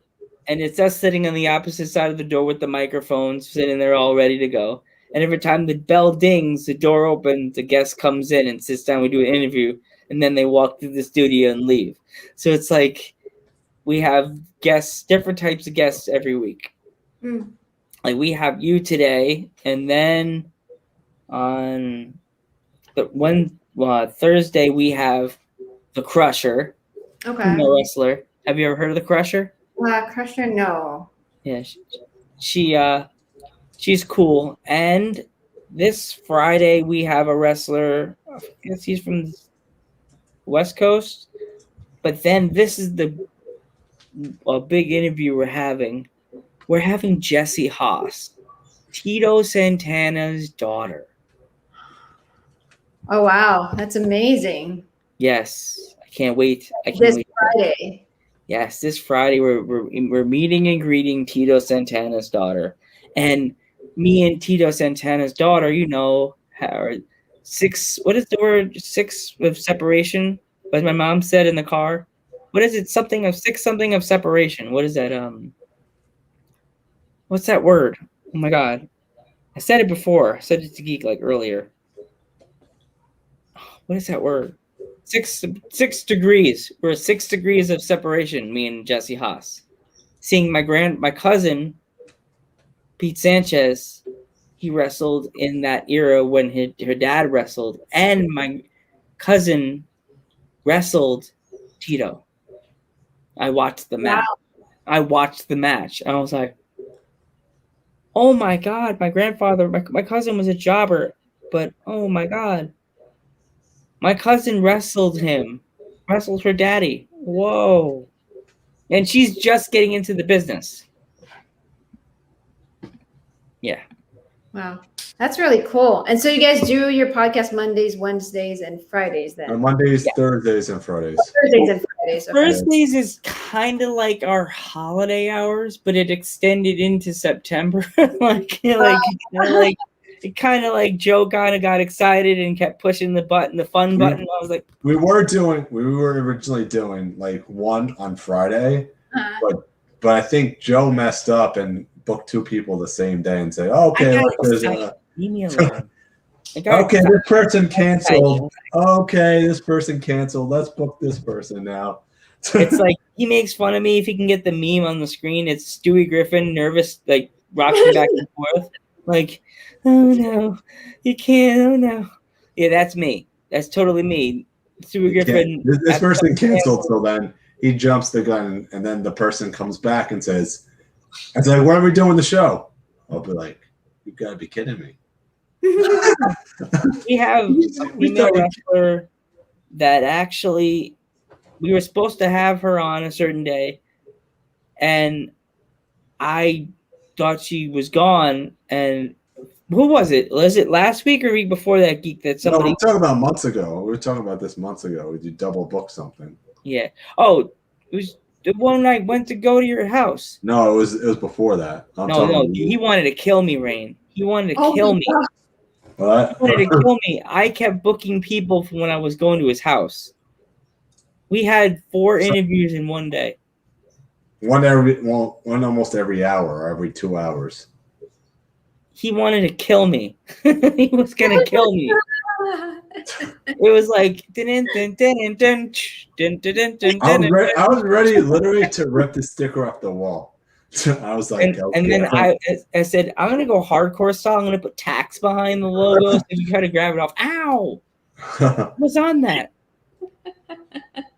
Watch your hands there, sir. Was that barbed wire? Go hard. I'm gonna go like, what's his name? So here we go. This is my last question for you. Mm-hmm. So you're the ring announcer and commentator. Would you ever thought about going in to be like kind of like Quinn McKay and get some training and try to trick the wrestlers? I want to challenge you to a match and then just do one match. I'm open to that idea. I actually want to learn how to like the basics, basically. I want to learn like the basics of getting the bumps and do a few moves here and there. Because again, a part of what I want to be is a wrestling manager. So kind of like how Vicky Guerrero would, get like bumps here and there. Gotcha. Something like that, or like how Stephanie McMahon would be in a match every now and then. So something like that. So. Yeah. I really am open with actually wrestling, but not like on a weekly basis. No, I don't handle that. No way. I'll be seeing you with the big neck brace. Guys, you said you wanted me to be a wrestler, and look what you do to me, Joe. And Metal Geek or me. Geek says Geek. He's always said Geek's mean. You guys are both mean. You got me hurt. Put a little neck braces on your birds. See, like, look at just like me.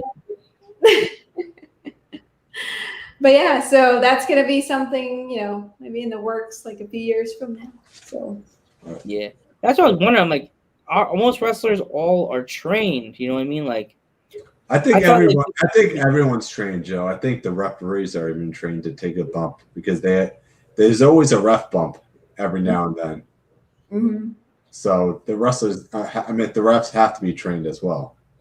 Yeah, they have to be. If they're not, then like, what if something happens? Like, you're in the ring, and like you're announcing, and a wrestler is just like old school style again. Ultimate Warrior comes flying back and forth and accidentally takes out poor Howard Finkel, because I noticed that Howard Finkel, anytime Ultimate Warrior come in the ring, he would fly out of that ring so fast you thought that the ring was on fire. Like, I know there must be like moments where certain wrestlers come in the ring doing their whole thing, when they come in the ring all fired up, going back and forth. You're like, oh my God, I gotta get out of this ring. Has that moment happened yet? For me? Yeah, for you. I guess like the surprise interruptions. I just don't know sometimes what's gonna happen, so I'm just always kind of like prepared. I mean, there was this one time wherein I literally just announced someone and like they started the brawl right away, and I was like, I had no clue this was gonna happen. I need to find my way out, and I think they are aware too of me being in the ring too, so they kind of like stay out of my way. But you know, being like taking a bump like up to this point, that hasn't happened yet, which I think maybe after I have done some trainings, maybe that will be a possibility. I don't mind. But yeah, that is something that I think, maybe once we're all kind of on the same page of, yes, I know how to, take a bomb, and they would feel comfortable and I would feel comfortable too. Yeah. Because we all want to be safe at the end of the day, you know? Oh yeah, you got to be safe with the wrestling business. You can't just go in there and be like, I'm going to do a match 2 hours later. Did I win? Did I win? What's this funny stuff by my nose? You got knocked out after one hit. What? You know what I mean? Like, that's why they always used to say back in the late 2000s, don't try this at home. And these kids are going home and jumping through like 2 tables. Like, no. Yeah, how come we don't have that message anymore before we start a wrestling show? Yeah. Whatever happened to that message? Did Vince forget? Like, don't try us at home. Yeah, but yet they would play that, yet College Joe told Geek, lay on his bed. I'm going to get on the edge of the bed, and it's going to be fine. Your bed won't collapse. I jumped on the edge of the bed, and I jumped in the air. Geek's like, all this thunder's coming down on me. I'm going to move. And he rolled off the bed, and I hit his bed with all the force of the world on my gun show. Wah, wah. And I hit that bed like Macho Man, like hitting DDP in the chest. The bed just went boom. Oh. His bed went college sideways. I didn't think the bed was going to go anywhere. I thought the springs would stop me. This bed went boom. I was like, Joe, we were supposed to end the show about maybe a half hour ago. Sorry. This is what happens. He rambles. Yeah. No offense, Rain, but if I don't tell Joe to shut up, he'll go till 2:00 in the morning. I would. I don't think we'll need that. I wanted to come back. I was just talking. Me. No, it's really fun. Like, I enjoyed talking to you guys. So thank you for having me. It's really a pleasure. I appreciate it. Thank you. We want to thank you so much for taking. Spread the word to your promotion and tell the owner about us. We would love to have him on the show. Yeah. Definitely. Any of your other female wrestlers from your promotion, name drop us. We'll definitely come on. Like, yeah. I'll definitely spread the word, because it'll be nice for you guys to also talk to the men and women that I work with in the wrestling business or in my promotions, because they are all talented and they'd love to be a part of your show. Yeah. Thank you so much. All right. Bye. Thank you, Raina. Thank you, guys. Bye. Good night. Good night. Good night. Good afternoon. Bye. Bye. Take care.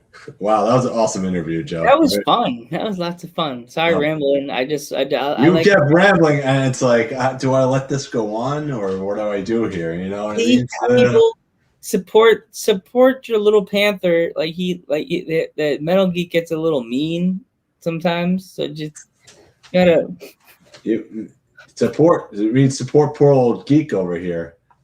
Joe's the heel of the show. You should know that. About? I'm little me. Little old me. I'm the heel. Yeah, right. I'm a good boy. I'm not mean. Listen to him. He's the bad guy. He's trying to throw me through the barbershop window. I don't know what he's talking about. All right, Joe. Don't forget to support your local indies. Go check out check out her TikToks.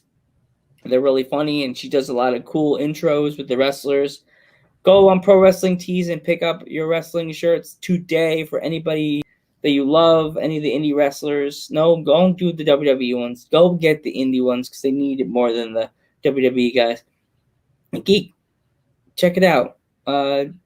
Say your goodbyes, and then I'll do my fun stuff. All right, so I want to thank Ringside Rain for coming on tonight. Get your tickets to Scars and Stripes. It's this Saturday, guys. Remember, this Saturday. What? This Saturday. Scars and Stripes is this Saturday. And if we're going to pull up the poster right there. There's the poster right there. Scars and Stripes, August 14th, right there. This Saturday, 7 p.m. bell time. Remember, and Joe, I actually have a surprise for you. Okay. We're going to do a little prediction show. Do you want to do a prediction show right now? Sure, no problem.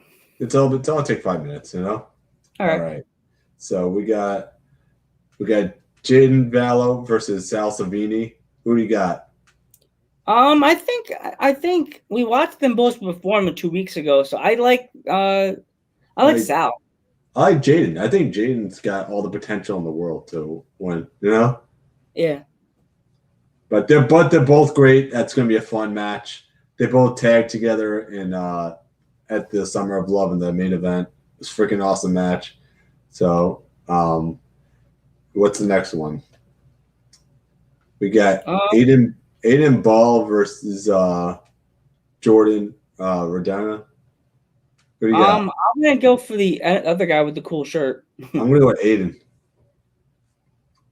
Yeah, I don't. Jordan was the guy that challenged the to Rex for the belt, right? Yeah. So why is he dressed like Irwin R. Shyster? But who do you got though? I like the dude with the rocker guy. He was cool. I liked his gimmick last time. He was like tough and raw. All right, we got this match. We got Christian Nunez and Mouse versus Dirty Deeds. Who do you got, Joe? I like Mouse and Christian. I got them winning. I like Mouse too, but I feel like Dirty Deeds is going to win for some reason. I'm a fan of the heels. Yeah, I think they're pulling them. I think they're trying to plug them. I guess not plug them. You know what I mean? Like kind of push them. I think they. Yeah, I like how my Mouse is getting pushed up. And they showed, but Dirty Deeds, I think they're trying to push them for a title win. So Dirty Deeds for the win, squash match. And the matches that's going to steal the show, it's going to be Man Bun Jesus versus Dan Barry, which should be absolutely amazing. You didn't say it the right way. The NYWC return for Dan Barry. The NYWC return of Dan Barry, which is this Saturday. So who you got, Joe? We can't say well, Dan Barry is cool because he's part of our alumni of NYWC that we saw all those years. But come on, a friend of the podcast, Mr. Man Bun Jesus. I'm going Man Bun Jesus too because that's our friend. You can't do that to our friend. Not only is it our friend, he's the future right there. You know? I could see him going to AEW. I can really see him going to AEW. Don't go to AEW. Don't like I said.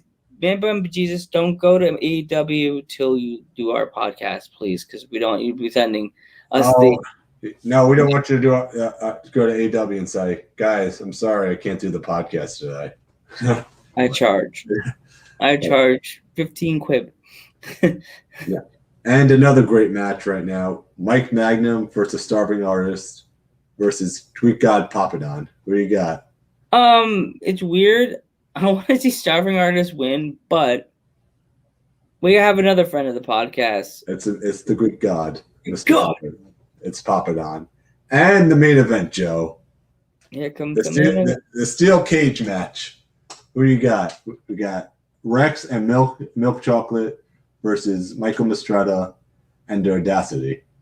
In a 6-man. I have a Rex and Milk Chocolate. Me too, right? The Audacity, as you said to this, I think that they're building that match, Rex and what's his name, for the next NYWC show, title versus title. I said that. I did tell you that earlier today. You're saying that. I think that may happen. I think the other thing I noticed, and if the owner of NYWC is still watching, hello, we didn't see anything with Tina San Antonio. No. Is there something that's going on with that? Is there a women's title match this Saturday, or yeah? That's what I want to know. Nothing's been announced, right? Because don't forget the August. What is it? August 26th. We're actually having Tina San Antonio, the NYWC Women's Champion. Oh, I said the belt name wrong. Scarlet. The NYWC Scarlet Women's Champion. No, it's this. Joe, you said it wrong again. It's the Scarlet Champion. You gotta hear, when she comes on, we have to ask her the history of that belt, because we don't remember a title like that when we go to the shows. I remember seeing a championship belt for women, right? Mm. So, Geek, do you want to send us off? Yeah, I'll say our goodbyes right now. And I'm just going to say that, remember, you could always donate to us at http://streamlabs.com/dudes@ringside. http://streamlabs.com/dudes@ringside. And Joe? Well, I would like to thank Ringside Reign. I like to thank NYWC for always being there for us for our sanity. And don't forget to check out the show this weekend. Make sure you go there and check and say bye, Thunderfeet. Don't forget to say hi to Metal Geek and Mod Queen this weekend at the show. Go hang out with them, ask them for stickers, hound them, and harass them. Be there, family obligations. But definitely go check out NYWC on Long Island if you're there. Show starts at 7 p.m. They always bring out down the house. Their shows are phenomenal.